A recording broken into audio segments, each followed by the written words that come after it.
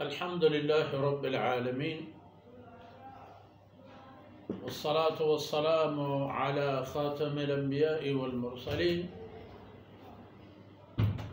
سيدنا محمد وعلى آله وصحبه أجمعين.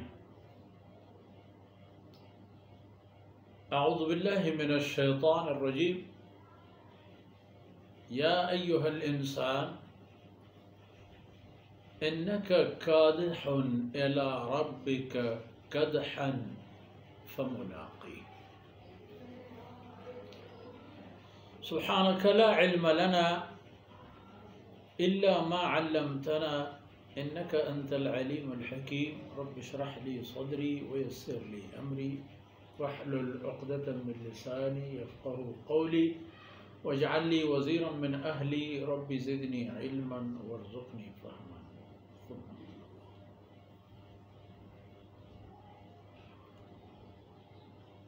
مسئلہ یہاں سے پیچیدہ ہوتا ہے اور پریشان کن ہوتا ہے انسان کے لیے جب وہ یہاں زندگی کے مقاصد کو متعین کرتا ہے کہ وہ یہاں آیا یا لایا گیا تو کس مقصد کے لیے.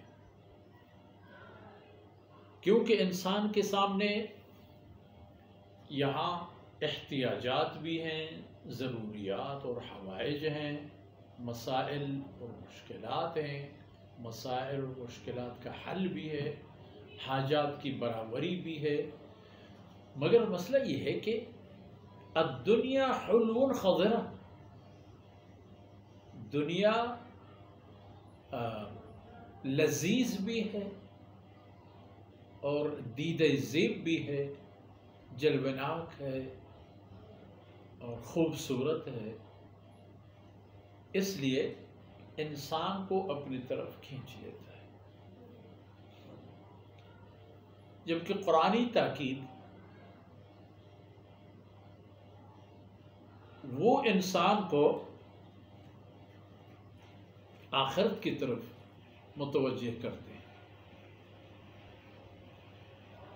اور یہ ان کے لیے ثابت ہو جاتی ہے، یہ بات انہیں گوش گزار کر دی جاتی ہے قرآن کی فرمودات کی روشنی میں کہ آپ کی یہاں کی زندگی، اس دنیا کی زندگی اور اس دنیا میں موجود وسائل اور ذرائع یہ سب آپ کی آخرت کے لیے ہے. یہاں کی زندگی برائے یہاں کی زندگی نہیں ہے، یہ آخرت کی تعمیر اور آبادی کے لیے ہے. اس لیے یہاں انسان کو ہر کام کے لیے مشقتوں سے واسطہ پڑتا ہے. کوئی بھی کام یہاں تمنا سے نہیں ہوتا. ہزاروں تمناؤں کے نتیجے میں ایک کام ہو سکتا ہے.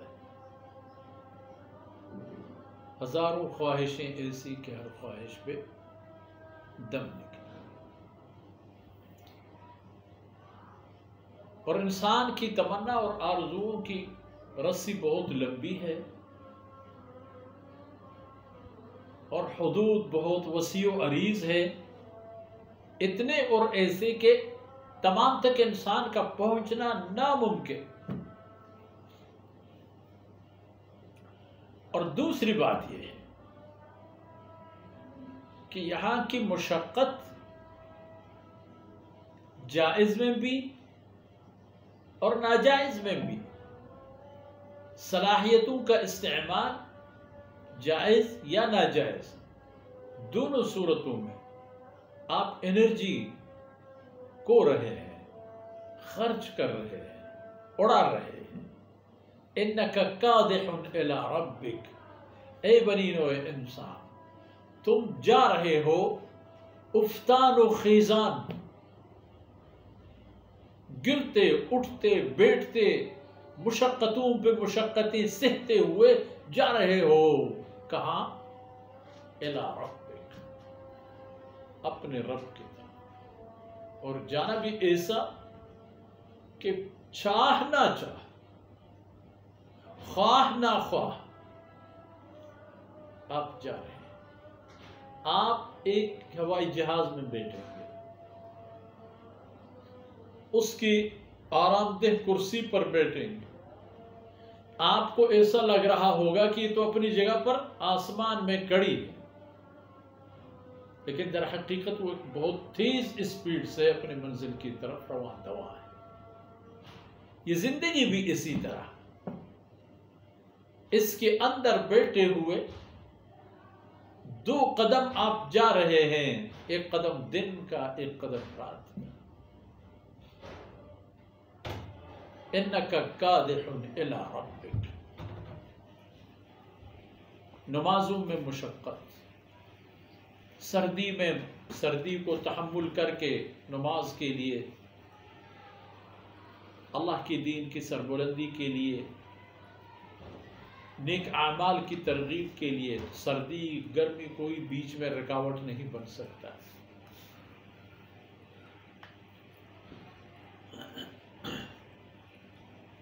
خلاف توقع کام، خلاف عادت کام کرنا پڑتا ہے تو کر لیتے ہو، اللہ کی رضا میں کر لیتے ہو، یہ بھی ایک مشقت۔ اللہ کی ناراضگی میں اگر خدا نخواستہ کوئی کر لیتا ہے تو وہ بھی تو مشقت۔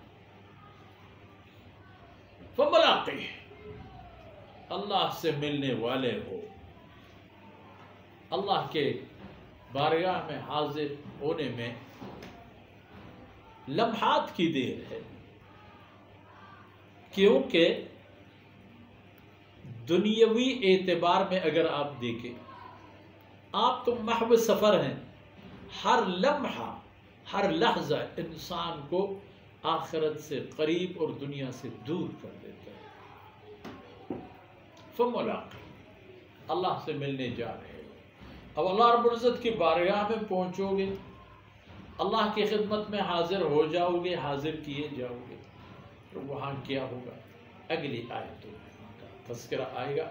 آج اتنے پر بس اور اکتفا کرتے ہیں، انشاءاللہ اگلی آیتوں میں ان باتوں کو مزید آگے لے جانے کی سعادت حاصل کرتے ہیں۔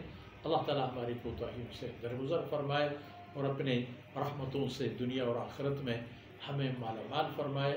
ہمارے تمام عزیزوں کو، ان لوگوں کو جن کی مہربانیوں اور دعاؤں کے بل بوتے پر ہم اور آپ یہ قابل ہیں، اللہ تعالیٰ ہمارے ان سب کی درجات کو دنیا اور آخرت میں بلند فرمائے۔ وصلی اللہ علی نبینا محمد وعلی آلہ وصحبہ۔